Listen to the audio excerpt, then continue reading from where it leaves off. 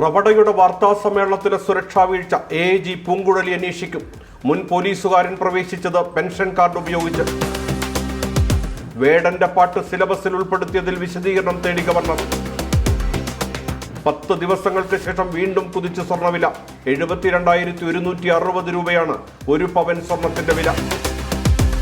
തെലങ്കാനയിലെ ഫാർമസ്യൂട്ടിക്കൽ കമ്പനിയിലുണ്ടായ പൊട്ടിത്തെറിയിൽ മരിച്ചവരുടെ എണ്ണം 42ആയി. മരണസംഖ്യ ഉയരാൻ സാധ്യത.